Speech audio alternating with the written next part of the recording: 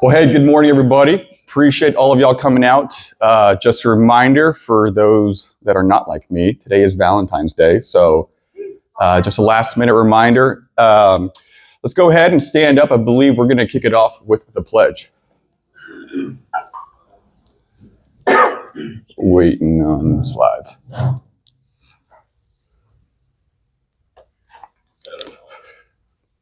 I pledge allegiance to the flag of the United States of America and to the republic for which it stands, one nation, under God, indivisible, with liberty and justice for all. Now, a Texas pledge. Honor the Texas flag. I pledge allegiance to the Texas, one state, under God, one and indivisible. Please remain standing. We're going to have a moment of silence for the POW and MIA for those who cannot join us today.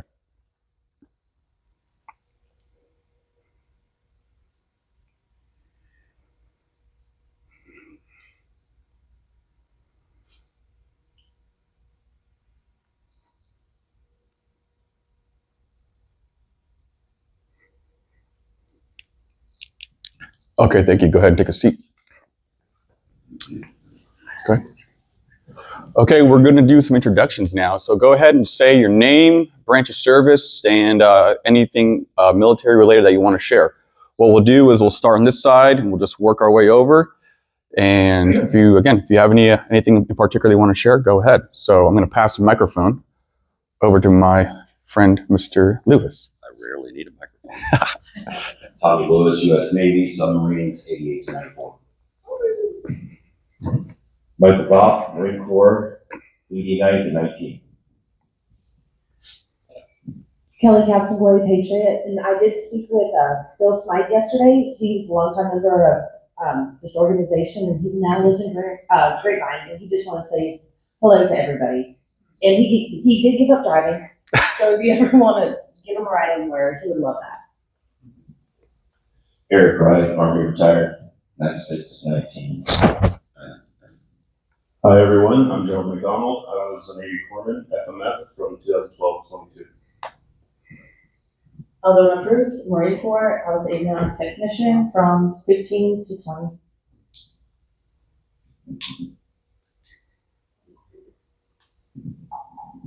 Jane Winters, and I was with John in the Navy, out on the submarine. John Winters, Navy submarine, 1956 to 1964. Yeah, Chief Morris Clark, 96 Marine Corps, 94 to 2015. Okay.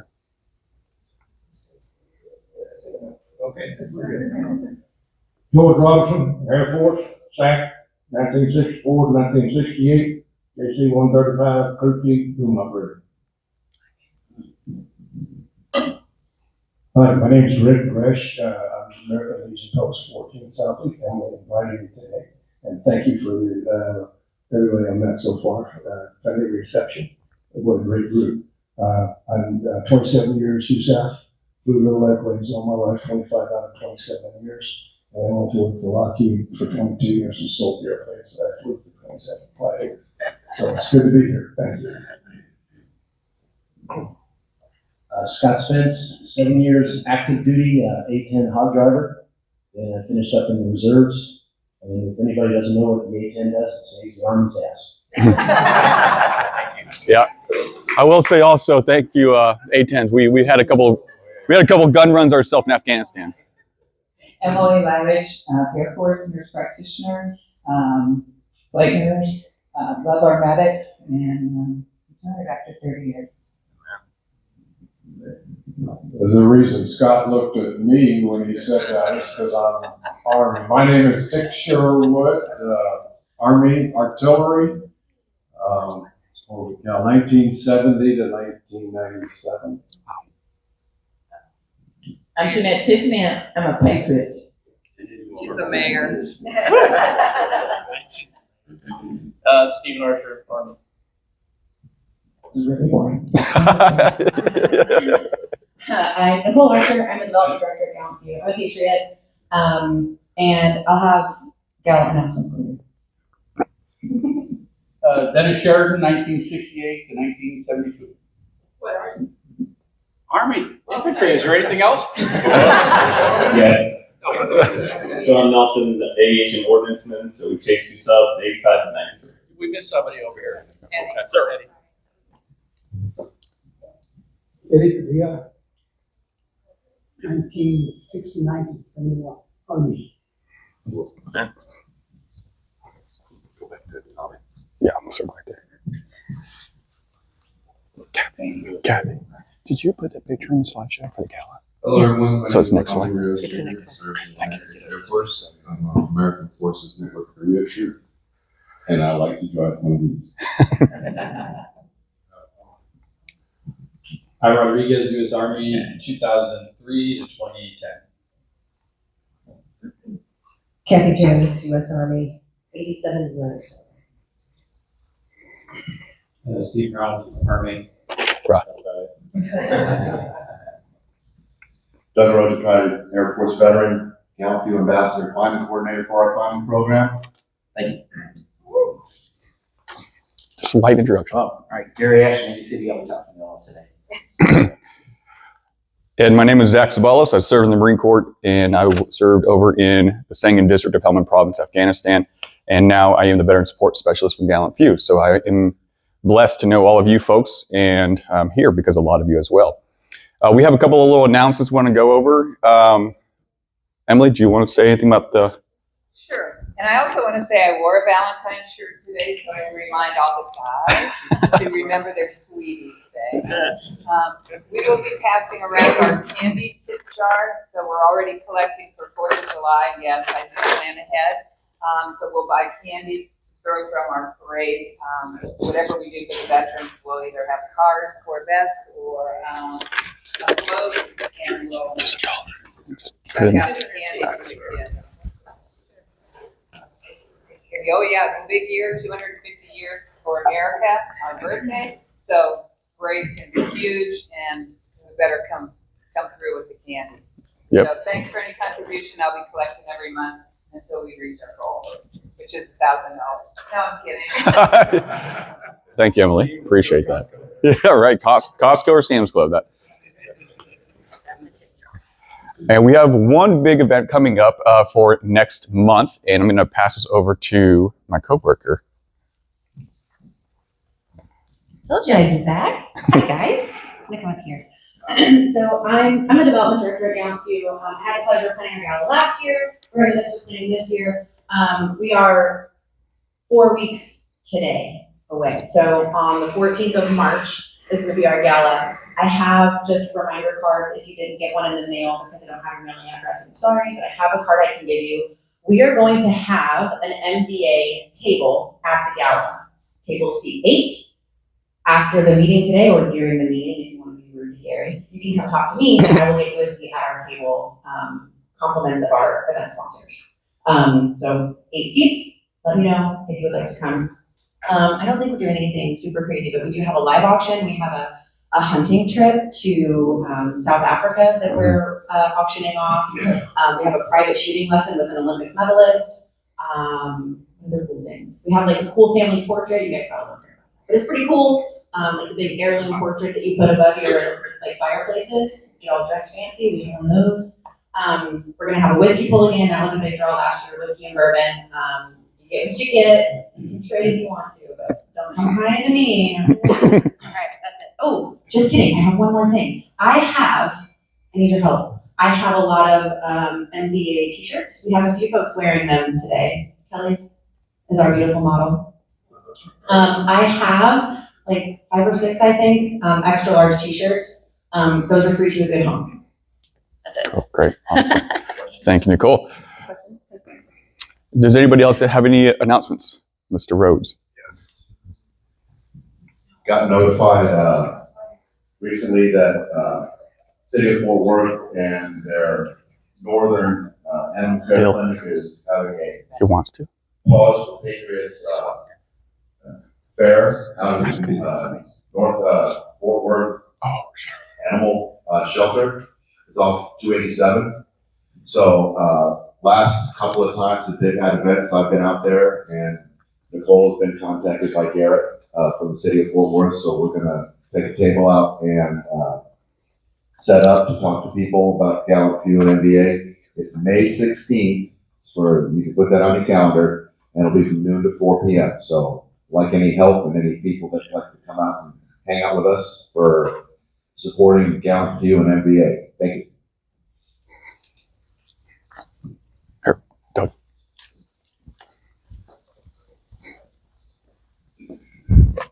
Yeah, American Legion South Lake, we take care of all our veterans. You guys are veterans, members of the South Lake Post or not. We do give rides if people need rides and places to go. They can't, doctor's appointments and stuff like that. Voting's coming up. It's everybody's responsibility to go vote if you don't like to go, but change it. So we're not apolitical, but we'll give anybody a ride that wants to go, that needs help to get to voting. Early voting starts on Tuesday, goes for 10 days, and then 3 of March is voting day. So I can go ahead and put my website down here, and you can look on the website. We've got a number, or with an on-call, phone call, if anybody needs anything at all. So we're here to help veterans, and that's what we're here for. Thank you. Appreciate it, sir. Okay, last minute alibis. Anyone have anything else you want to share? Invitations? Yes, ma'am. Mayor. I'm mayor. We have to speak. Front and center. Oh, no, but I do want to say, I'm here for a couple reasons. Number one, I wanted to hear Garry Ash and his story, because we do serve on council together and want to support my guys. Also, I would like to say that I met Rick just the other night in the South Lake Foundation, and anywhere I go in the Denton County area, I speak about the Veterans Association in Trophy Club. So I do my best to advertise for you, to lift you up, to support you, because we are a town of patriotism.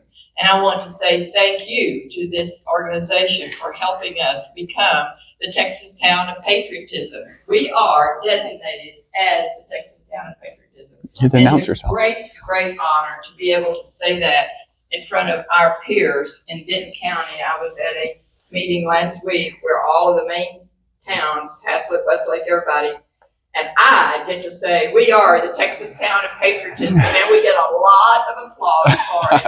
And I tell them, I say, it's not only for Trophy Club that this recognition impacts, it's for this region. So again, I encourage people in this region to attend this Veterans Association, because I think it's a great, great opportunity to recognize our veterans. Thank you very much for all you do for our Trophy Club. God bless you. Thank you, Mayor. Appreciate it. We have one more veteran that needs to introduce themselves. Everyone got to do it, right? What am I supposed to say again? Name, branch of service, and anything else about it. I'm Allison. I served in the Marine Corps for 4 years doing IT communications. I went overseas twice without deployment, combat deployments. That was fun. I thought I was going to sneak in late and not have to do this. I'm about to beat it up. Thank you, Allison. Okay, without further ado, anything else? No, we got everything. Think twice.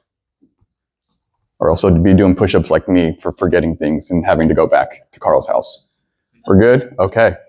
Well, I'm going to introduce Mr. Garry Ash. He, like Mayor said, he is a town council member. He is a Seabee. And for the longest time, I thought Seabees were just the name, the actual word Seabee. I failed to understand it stood for construction builder. I'm not sure when that MOS was established, but it's construction builder, Seabee. One thing led to the next, right? I've actually been pretty blessed myself to see Seabees in action a little bit over in country. I think their motto was, it's can do, but I also know that they go by a phrase of we build and we fight.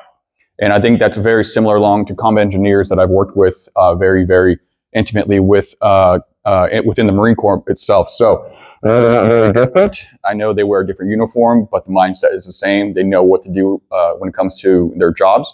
So I fully trust Mr. Ash to give us a great presentation. The town trusts him, so I guess I'll trust him too. But here's Mr. Ash. Give him a round of applause.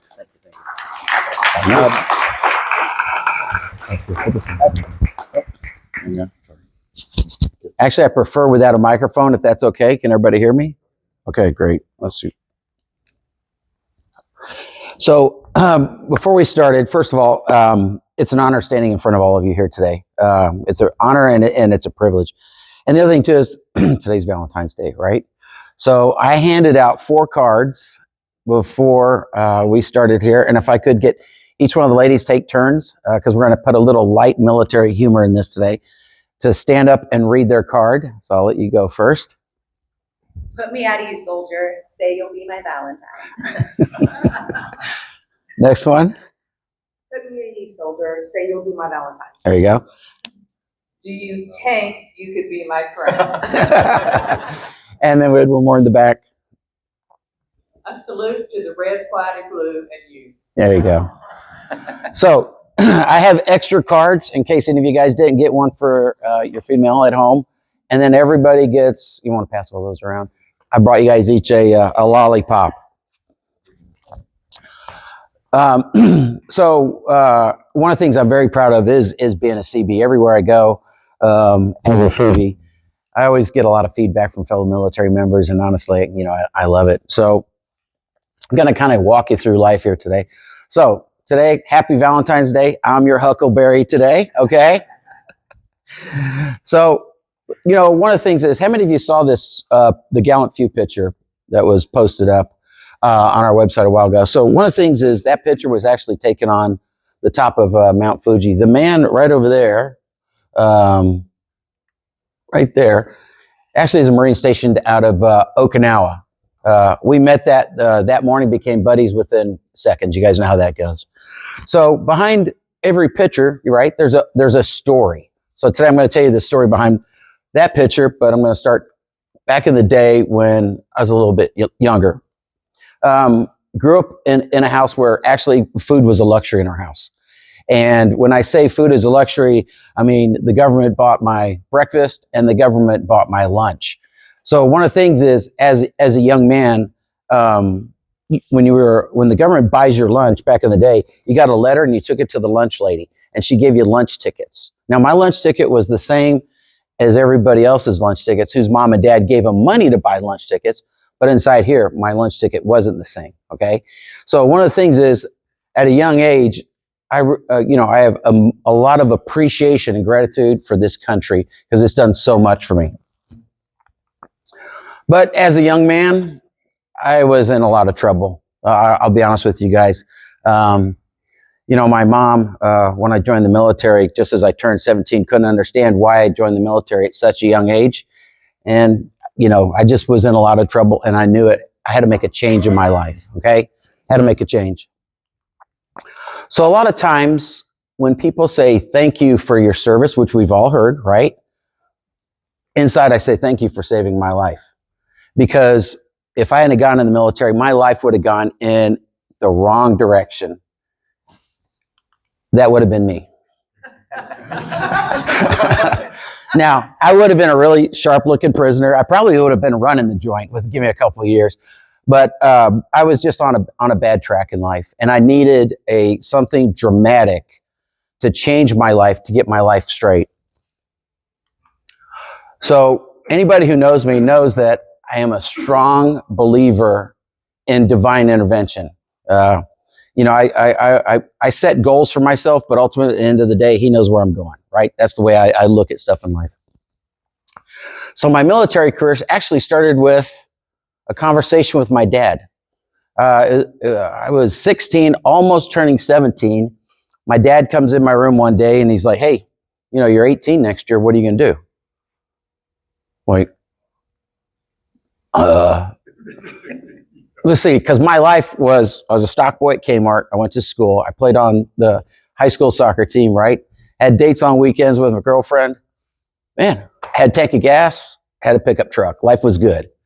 And so you're not living here. And all of a sudden, man, I'm like, whoa, you know, I never thought about it. Okay. Anybody remember this old advertisement from the 80s? I found some old stuff here. In the 1980s, it's not just a job, it's an adventure, the United States Navy. Right. Look at that hair. I mean, man, that was the recruiter had hair like that back then. So, you know, I thought, well, my dad was career Air Force, 21 years, served in Vietnam. And I thought, well, I can't go in the Air Force because then I'm going to be constantly competing with my old man. Well, in this many years, I was this rank. And I was like, oh, we're not going to have that. Thought about the Army, thought about the Marines. I'm like, I don't know. And then thought about the Navy. I was like, man, I don't want to be on a ship. And I'm definitely not going in the Coast Guard. And Space Force didn't exist, right? So I saw a movie one day. John Wayne and the Fighting Seabees. Anybody ever see that one? That's an old black and white, right? Now, just to let you guys know, John Wayne actually did more Navy movies in his career than any other branch. I did the research on that one, okay? And I'm watching this movie, this old black and white, and I'm like, hold on. Because I was in school, metal shop, wood shop, architectural, mechanical drafting. I was all over that stuff. And I'm like, hold on, these guys build stuff. They get to shoot guns. You get paid for it. They feed you. You got a place to sleep at night. And in the end, they get the woman. I'm like, man, what? It's the perfect job. I got food. I got romance. And as I think it says on the top there, it says romance of the high seas. So I had to bring some of this up. Boot camp, right? Go to boot camp. I had hair down to here. Right? And it's hard. My kids look at those pictures of dad with hair and like, Dad, I'm like, oh, my hair was down to there. We used to drive my dad nuts, my hair down to here. So we go to boot camp, you get your head shaved. And the thing is, you know, Navy DIs, drill instructors, were not like this guy or this guy. This is the most famous DI that I could ever, yeah. And you see he's holding that jelly donut, right? Right? You guys remember, right? I worked when I went in boot camp. You know, you go through what we call your processing, and then we call initiation day. In the Navy, you wore your dungarees on your boondockers, and then once you went through your initiation, you got to wear your oh gosh, what the heck was? Yeah, leggings, right? You got your leggings to wear, and you earn those leggings. And so we that when we went through our initiation, I'm going to tell you this, I was like Forrest Gump, man. I was terrified. I mean, I just found that spot on the wall. I burned it. I had the nicest chief in the world come up to me. He's like, son, are you okay? And yes, sir, I'm fine. You know, he's like, all right, let's take a look at your bunk. Meanwhile, in your peripheral vision, I'm watching stuff fly everywhere. Bunks, stuff's being thrown all over the place. And he was really nice to me. But we had a guy by the name of Albert, big boy from Oklahoma. What do you think Albert had in his gear locker? Jelly donut, that's right. And so our company commander comes out, and I'm going to kind of clean this up a little bit. And he's talking about the jelly donut. And he's got Albert standing in front of all of us. And he's like, guys, we're going to do exercise while Albert enjoys his jelly donut. Now you're thinking 1, 2, 3 bites, right? No. We're talking little mouse bites, right? 90 minutes of PT over that jelly donut. So anytime I see this picture, I think of Albert from Oklahoma. So one of the things is with my type of personality, when I commit to something, I commit. I mean, I'm 100% in, right? So I was Mr. Go Navy. There was no question about it. I mean, when they told me, if they said, and it's kind of funny, this is done this way, this way, this way, man, I didn't question it. I just did it. That's the way things went. So I had a really amazing time in the Seabees. I was really blessed. Actually, here you go. Let's front here. I'm right there on the far left. Anybody know what rifle that is? M1, right? That's 9.5 pounds. I served on the, you guys have seen those videos where they march and throw the rifles and catch them and spin them. Yeah. Yeah. It's not M1. What is it? It's 1903. That's a 1903? Bolt action? And so the other thing too, you'll notice is when we did those, we did it with the bayonets on it, right? That's right. And that, you know, it's amazing in your military time, you remember certain people for certain things, certain moments in time. And this gentleman right here, we had we'd practice 4 or 5 hours a day, just nonstop, just practice, practice, practice. Rifle, if the rifle hit the ground, we ran, it was about a quarter mile to the Blue Jacket and back with the rifle above our head, right? Came back, and there was no catch your breath and started, we just went straight in and straight in. Never hit rifle hit the ground. One time we were practicing, one of the guys on the squad says, OS, because the rifle hit the ground, and his response was, you're damn right, OS.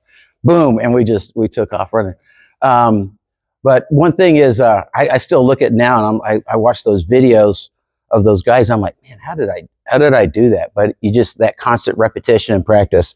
So definitely precision. I was blessed to be a part of that. That gentleman right there, I'm going to talk about him in a second. One of the greatest things I learned in the military is a sense of purpose, right? There was a reason when we got up every day of what we were going to do. You learn to put others before yourself, right? We've heard that many times.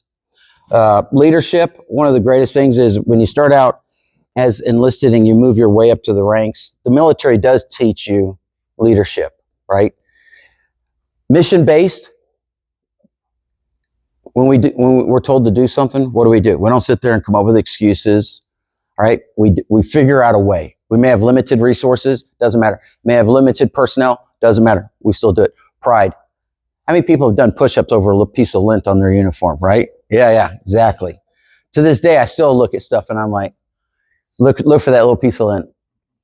Courage, confidence, and the one thing the Seabees are known for is can-do, right? Amazing organization. That gentleman right there, that is Commander Goodemote. He was my CO when I was in Amphibious Construction Battalion 1.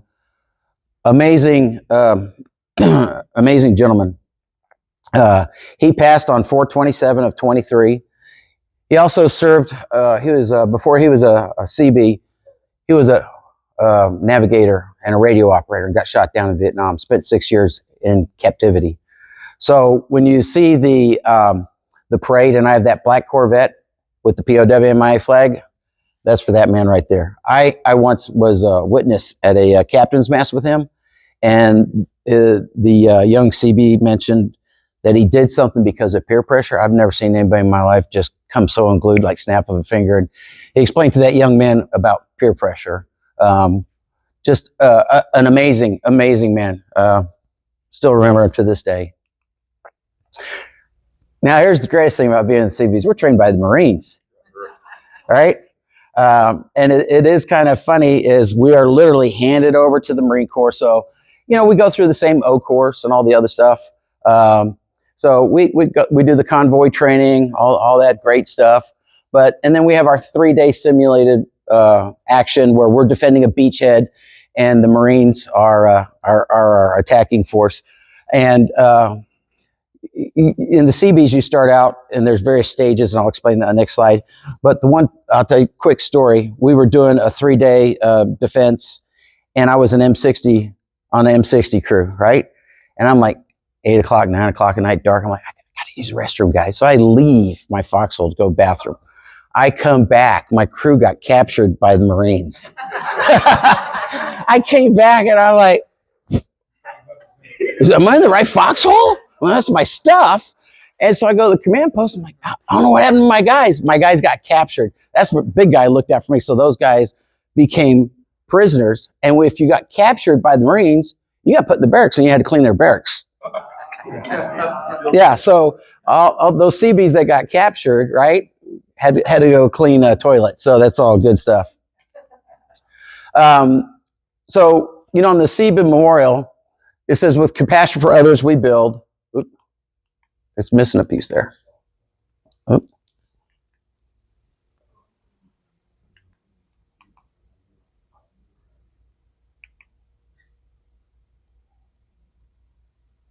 Oh, we're missing part of it. So one of the things is in the Seabees is you start out as a regular M16, right? Then you work your way up, M203 grenade launcher. Then you go to the 60 over here. Then you go into mortar crew. But after your first 3 rounds, you can actually work as what we call camp support, which that's easy duty. That's fun duty right there. But one thing is if you guys notice, in this picture, see this Marine right here? He's wearing camo, right? We didn't have camo. We were still wearing OD greens left over from Vietnam. The Marines and the Army had the camo, and they funneled all the OD greens to the Seabee. So we had leftovers, and you know, I've got a very, whoops. Did I do that? There we go. And so you remember the old style flak jackets? Yeah, right there. So yeah, we when I was in the Seabees, one of the things I learned is to make the most of really pretty much nothing, because we just would just put stuff together. Do they? Anybody know if they still have this run? Volkswagen is still alive. It is still alive. All right. Did you do it by chance? Amazing run, right? Yeah, it's a test. Yeah, it's a test. So you have to start as a team, right? And you have to finish as a team. So I'm going to, if you want to add to this, you're more than welcome, because I'll tell you about my experience in the Volkswagen.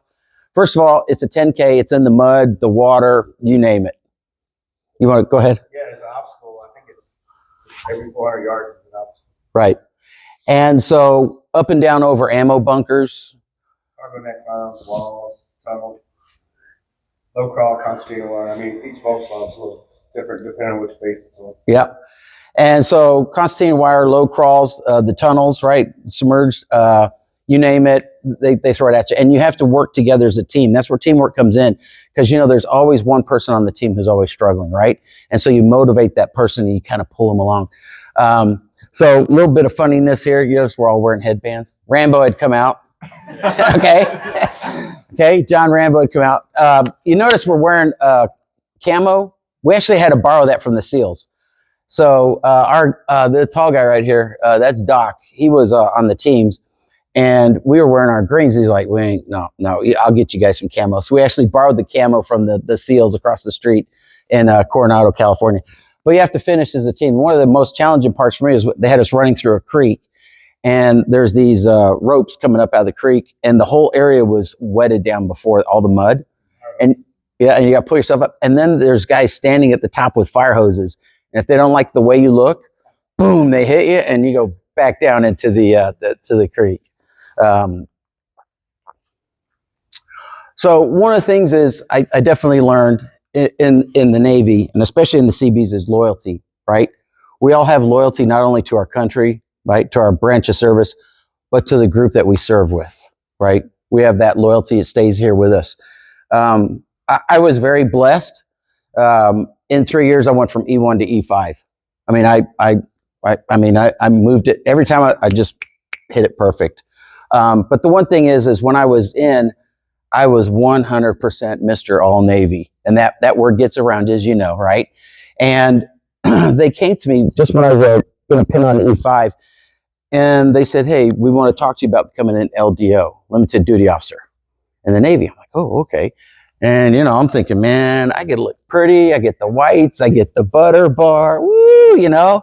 And let's be honest, the Navy uniform, the whites, they are beautiful. Okay. And so I'm there with my shop chief. I'm there with the XO, the CO. We used to the chief master chief, master crank, and I'm standing there, and they're going through my papers, and like, okay, Petty Officer Ash, you know, and you go off to OCS school, and okay. And going through, I'm like, okay, and man, I'm like, whoo, man, I can see those whites in my future, you know? And I asked one question to Commander Goodermote. I said, "Sir, if I go to OCS, I'll be coming back in the Seabees." And he said, "No, son, you're haze graying underway." Well, he said, "You'll be just a line officer." I'm like, "Means I'll be on a ship?" And I turned it down. I couldn't leave the Seabees. I'll always be known as a Seabee. And so the Seabees, the friendships, my roommate and I, here we are, 40 some odd years later, we still get together once a year for a meal and have some conversations. I was actually there when he met his bride one night at the NCO club. So always will be loyal to the Seabee, always will be known as a Seabee. So this is one of the greatest things that I also learned in the military is we have integrity, right? I mean, one of the things I thought of is when I think of this is when it comes to somebody who is a veteran, I know I can rely upon that person. I'm really being honest. I can rely upon that person. And so the other thing too is let's be honest. I mean, I got in plenty of trouble when I was in the Seabees because we consumed a lot of alcohol, but we worked really hard. I did some very stupid stuff at times. One time it included a 5-ton truck, but that's another story. And so, but the one thing is, I had some great leadership, some great chiefs, and learned about, if you make a mistake, fess up to it, own it, and, and the other thing too, your word is your bond. So that is actually a picture of a plane crash. That's U.S. Airways Flight 427. And I actually was supposed to have been on that plane. This is the most amazing thing I reflect upon in my life. Is I was working in Chicago, and I was a district manager for a company called Wells Fargo Armored. I don't know if anybody remembers that. It's an older company. And I was running about a $30 million business unit and had total top to bottom line P&L responsibility. I could pretty much put anything I wanted on my company card, and it just flew the system. And I was scheduled that day to fly from Chicago to my Baltimore office because I was helping the new district manager in Chicago turn his operation around. And back then, U.S. Airways and the airlines were based upon segments. The more segments you got, the higher status you got. So originally I was booked on the nonstop from Chicago to Baltimore. And I called the U.S. Airlines that day, and I'm like, hey, can you guys put me on the Pittsburgh flight, Pittsburgh over to Baltimore? Because I'm thinking I get one more segment, right? Closer to that magic 100 mark. And the lady, she stood her ground. Actually, she saved my life. She stood her ground and said, well, Mr. Ash, I'm going to need like another $80. I'm like, oh, come on. Whether I fly on this plane or I start working, or whether I fly on this plane or that plane, it's the same gas. I'm going to drink the same amount of alcohol. And, it's the same. She stood her ground. Chet was the gentleman who took me to the airport. He was retired Army. Drops me off. I'm on final approach into Baltimore, and my pager, that dates it right there. My pager starts beeping, and it's my wife. And I'm thinking, man, dad died. Because my dad had just been diagnosed with cancer. And we'd just found out the week before, and I thought, man, dang it, dad died before I could get home and see him, And then I have customers paging me. I'm like, man, dang, Chet's paging me. So I land, I get to the payphone, I call my wife, and she's bawling. Oh my God, you're alive. Now, I don't know what happened, and I'm thinking, should I not be around? There's something we need to talk about. And she explains to me what happened, that flight. It was September 8th, 1994.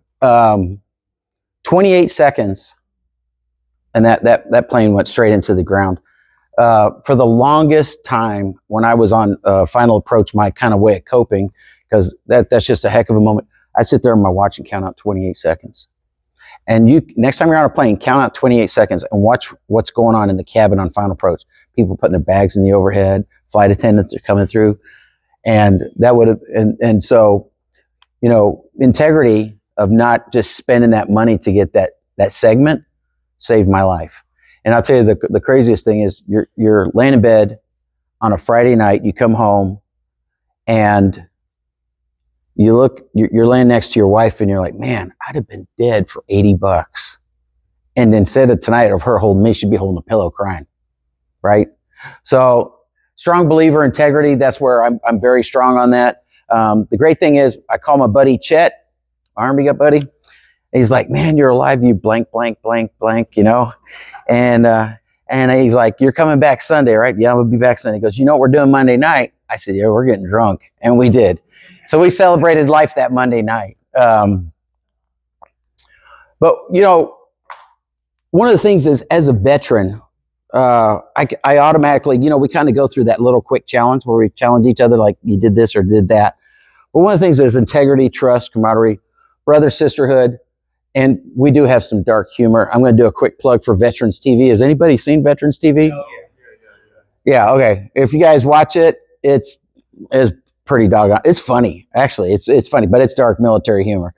And so one of the things is, when I was talking about Mr. All Navy is I served on, right there's me. I served on the honor guard our command for 2 years. So raising the flag up and down, ceremonies, retirements, all of that. I was Mr. All In. And so when we talk about this picture right here, this is a very powerful picture. Everybody in that picture is a veteran, okay? I climbed Mount Rainier in 2018. That flag I'm holding is my father's flag, okay?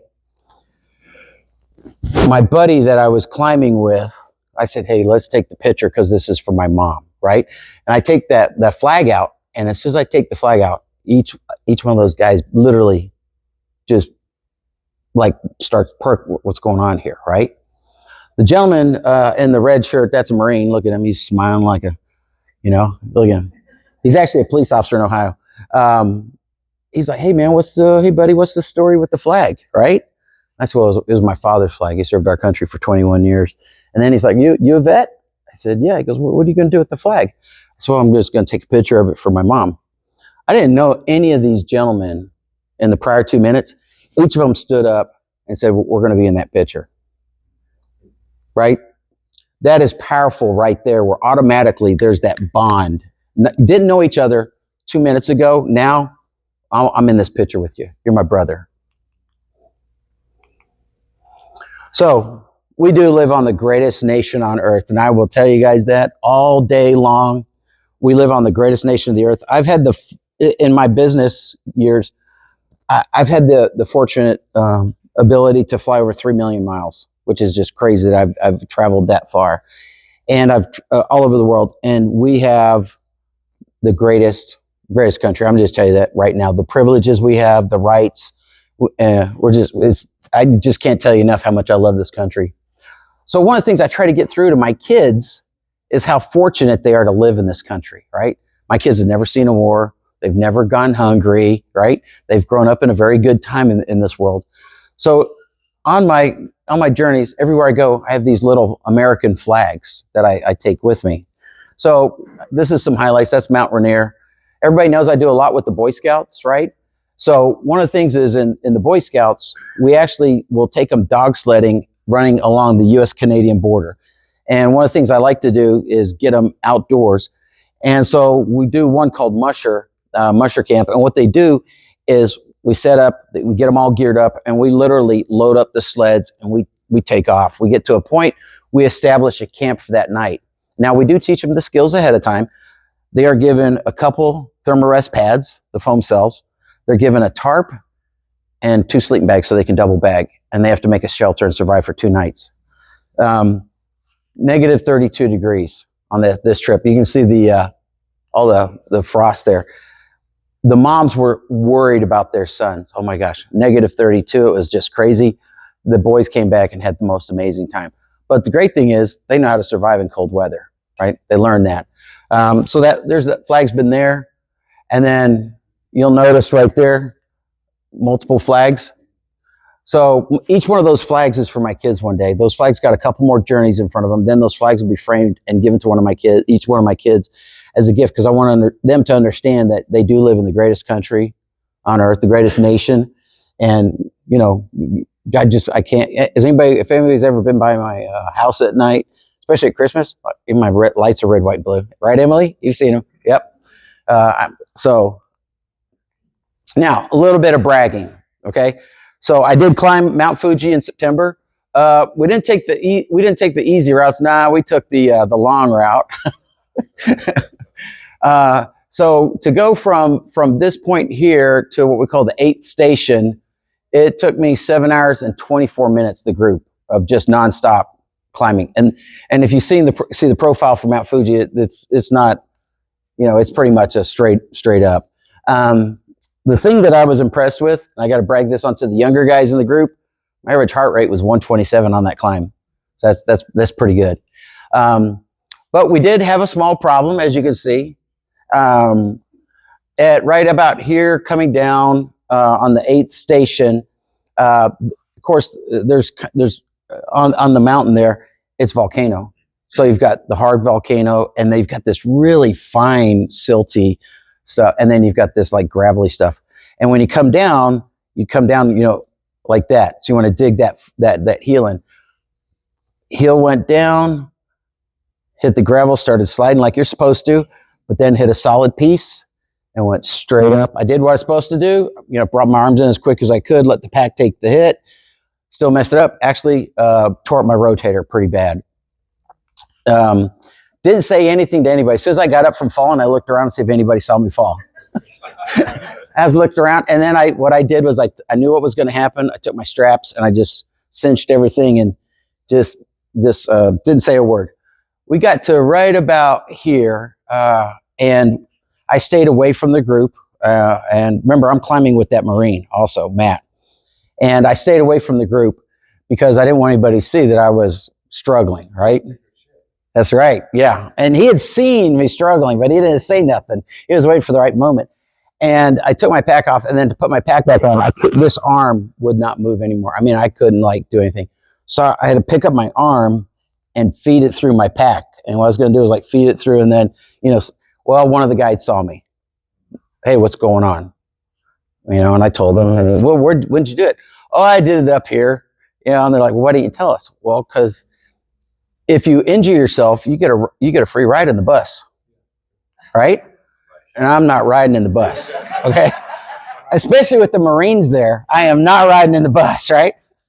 And so we go back and forth, and they offer me a bus ride to go from here to here. And I'm like, no, I'm not riding in the bus. We did negotiate and settle upon, I gave them my pack, okay? So they slinged me up. This portion here should have taken 30 minutes, took me 90, because I'm only going down with one cane. The amazing thing is I get at the bottom, the Marines are already there, he's waiting for me. He's got 2 chilled glasses and a big bottle of beer, right? Just waiting for me. Love the guy. And we get down there, and you sit there, and he was like, you know what, Navy? I was waiting to see if you're going to take the bus. He was waiting the whole time. He said, man, I'm proud of you. You did take the bus, And that's where we have that humor, is where we give each other a hard time. And it's accepted. So what's next? So this is, Mount Fuji. This is Kilimanjaro. I'm actually going to climb Kilimanjaro in December of this year. I'm a strong believer in just challenging myself where my limits are, just trying to find that limit. Kilimanjaro is 19,321. John Donnelly did it, one of our residents, not too long ago. So I actually had dinner with him one night and said, hey, give me some hints. It's kind of interesting is to climb Kilimanjaro. I had to go through an hour-long interview because they worry about acclimation, altitude sickness, and all that. We have had some conversations. When I climbed Rainier in 2018, we only made it to 12,000 feet. Rainier's at 14. Mother Nature pushed us back. The thing I learned about Mount Rainier is I climbed it early in the season. And let me tell you, that's pretty much what we climbed the whole time. And that is tough. So Zach and I have had some comments of maybe putting together a climb next year. If we climb, we're going later in the season, or we don't have to fight the snow. So that's something we're working on. And so that's with Rainier coming down the road.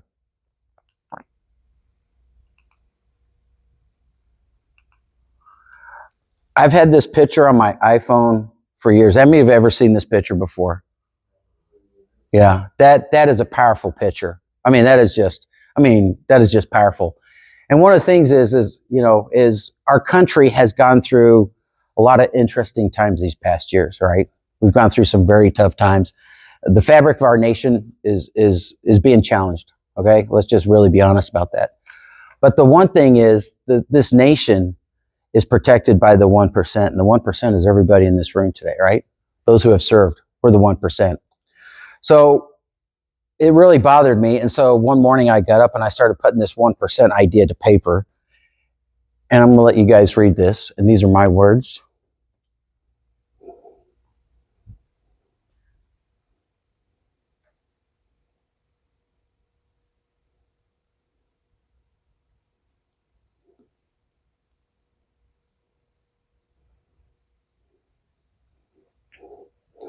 That's powerful right there. It's the 1%. Everybody in this room, it's the 1% that gives the 99% all those liberties, right? Right? So that's where, my word is when I look at this is, you know what, guys, we're the original. We're the original. So I cannot tell you guys how much I appreciate you. And I appreciate you all listening today. Glad you enjoyed it. Anybody got any questions? Because if not, I'm free and clear. Yeah. Why hiking? Hmm? Why hiking? Why did you choose to do hiking of all activities you could do? Because I mean, it's persistence, right? It is technical, right? Climbing, it's kind of interesting. Is I didn't think climbing Fuji would be that technical, but it was, and there's a couple of spots where you're doing, hands-on climbing up certain areas. So it just, and then the other thing too is when you hike, you get to see things in life that you can't see in a car. Just some of the views are just unbelievable. The other thing too, when I'm outdoors and I'm hiking or climbing, I feel closer to God. So for me, it's like that closeness to God, because you're out there in God's country and you get to see all that beauty that He created for us. And regretfully, a lot of us don't see it. We don't get to see that beauty. And so you get up there and you get to see stuff that you're not going to see in a textbook. And the other thing too is I love the outdoors. Just love it. One of the things, and I'll talk about this also one day, is if you ask me to come back, I'll talk to you about what I do in the Scouts for the High Adventure program, because I believe in getting the youth of our country outdoors. I'm a very strong believer in that. I think today they spend too much time on phones, tablets, PlayStations. They need to get outdoors. And that's one of the things is the mayor can tell you I'm going to be pushing for is getting those kids outdoors and giving them ways to get outdoors and interact with each other. I'm still active in the workplace. I see where too much phone time and computer and Xbox and the youth in the business world today are struggling to have interactions. Yeah, it's a struggle. So if I could sit there and, you get those kids outdoors, when they're outdoors, they're talking to each other, they're engaging, the phones are down, they're not in front of a PlayStation, and we can start rebuilding some of those social skills. Yes, sir. Favorite duty station? Oh, Coronado, California. So it's kind of funny. Real duty station? Yeah, no. The fun thing, it's kind of funny is, so when you you're going through your schooling and they put where you want to go, right? And I'm like Naval Mobile Construction Battalion, Port Winning, Naval Mobile Construction Battalion, Gulfport. I'm like, man, I want to go see the world, right? I'm ready for my adventure. And our chief is standing there handing out billets, and he's, Ash, son, God loves you. You're going to ACB 1, Coronado, California. I'm like, ACB, amphibious construction. What? I don't want to be an amphib guy, right? And Coronado, I'm like, God, where is Coronado, right? Well, I can tell you, when I was at Coronado, yeah. Well, the great thing is also is I played on the Naval Beach Group soccer team. The team was comprised of about 18 of us. 16 were SEALs. 2 were not SEALs, myself and an aviator. And one of the things I learned from the SEALs is we had horrible ball skills as a team. But the SEALs warmed down in the second half, where the other guys would be kind of funny at halftime. They're over there smoking, taking a smoke break in between the game. And the SEALs would just run them down. And what would happen is in the second half, they'd have the ball, be 4 or 5 SEALs just running down the field versus one goalie. We took championship. I still got that trophy. But the one thing is the team guys were some of the nicest people I ever met in my life. And great bunch of guys, mentors also. But yeah, I'd say Coronado because I got to play soccer for the Navy. I ran 10Ks all the time, which they have amazing runs there. And the great thing too is, I don't know if they still got this today. You get a PT chit, physical training chit, right? Man, me and my roommate Bob, who I'm still friends with today, we'd put on our shorts or we'd put on our jungle boots. Remember those? The jungle boots with the vent right there? And we'd put on our thick wool socks. We'd take off, go do a 10K on the beach out there where the SEALs were. So I'd say Coronado, California. Anybody? Yes, sir. So I did Fuji in 2000, and I was still in the service. And did you, when you were climbing, did one of them little Japanese ladies pass you up in flip flops with a cooler on her head saying, "You want a Coke?" No, it's kind of funny. Yeah, I had a Japanese lady pass me smoking a cigarette. Okay, and I was like, "What the heck?" Yeah, yeah. We had a little Japanese lady with a cooler on her head and a pair of flip flops. She's walking up to Coke, $1. I was like, "Why not?" You know, there's a restaurant on the top of Mount Fuji. Yeah. So when you get to the top up there, it's a 30-minute wait, but they do have a restaurant up there, and they serve, of course, you know, some rice and some other stuff. Get all your, I got all my stamps. I got my stick. so if you come back and your stick doesn't have all the stamps, it's called the stick of shame. Then. So what he's mentioned is you buy this stick, and at every station they brand the stick. When you get to the top, you get the branding that says you completed it. I bought sticks for my kids, except for I had them branded with the exception of the top, and I handed it to them at Christmas. So you got to go earn that one. Yeah. So, yes, sir. Is there incentive or on your bucket list to climb Mount Finland? Nope, but I'm open to it. Oh, really? Yeah, yeah. No, I'm open. Actually, it was. Yeah, actually, I've been researching Denali. Yeah, Denali. So I call it Denali, but that, from what I researched, that takes like 3 weeks. Is it? Am I right? So I know a couple people done it before, and they would do it in like a week and a half. I'm not fast. Yeah. But from what I've seen, I've done some research on that where they're dragging the sled, bringing their gear, right? And it's just a slow, I would, hey, if somebody wants to go, I'll figure it out. I mean, I got enough seniority where I'm at where I'll try to finagle a couple weeks off, Yeah. Anybody? You guys been amazing. Thank you.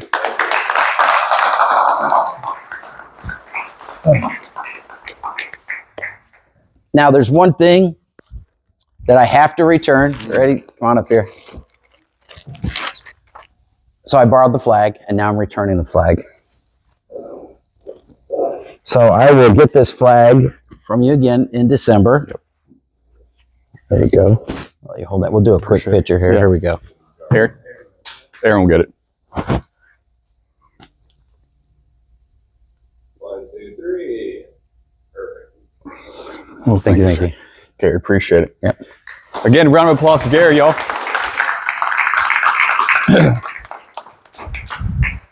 Well, I didn't know we had so many recreational hikers out here, or damn near professional hikers out here. So my last announcement that I will say is July 5th through July 11th, GallantFew is hosting an annual trip during the summer we call Spirit of Derby. All of you are welcomed to join us. I can send a link to you through email. Would highly encourage you to join us. Doug, can you give us a quick testimony about it? It's great. Let's go. Okay, there you go. So real quick, how the sequence of events for that trip is basically we're gone Sunday through Saturday. Sunday is admin day. That's the move. We get a rental car or shuttle.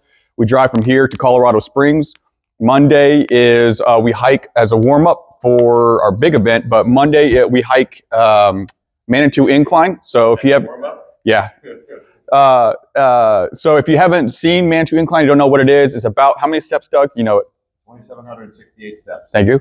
And it is basically a big stairway that just goes straight up. And so very similar to, not quite exactly, but there are times where you can touch the steps in front of you. That's our warm-up. Tuesday, we'll do some outdoor rock climbing. If you do not have gear, we will do our best to supply you with some gear. Wednesday is going to be a rest day, but we're also in the works right now of walking on potential whitewater rafting and or just a fun day, just doing some outdoor go-kart racing. And why I say it was a warm-up, the Monday was a warm-up was because Thursday we're going to hike Pikes Peak. Some of us here have attended this about 2 or 3 times in a row. If you haven't done it, I would, again, highly recommend you join us. Pikes Peak is 14,115 feet. We will have safety vehicles in case somebody needs to get pulled off. But it's a great time. There's been a ton of positive outcomes on there. There have been sometimes some veterans have had a very big life breakthroughs. There's been times where we've had one, I'll give a quick example. One veteran, he basically, I don't want to say he broke, but he had his moment. And immediately the veterans that were with him from the trip formed a school circle around him, protected him, gave him a space, let him deal with what he needed to deal with at the time, and provided that support and that empathy to him. And he was able to finish the rest of the hike. So it's a great moment for us to spend time with each other.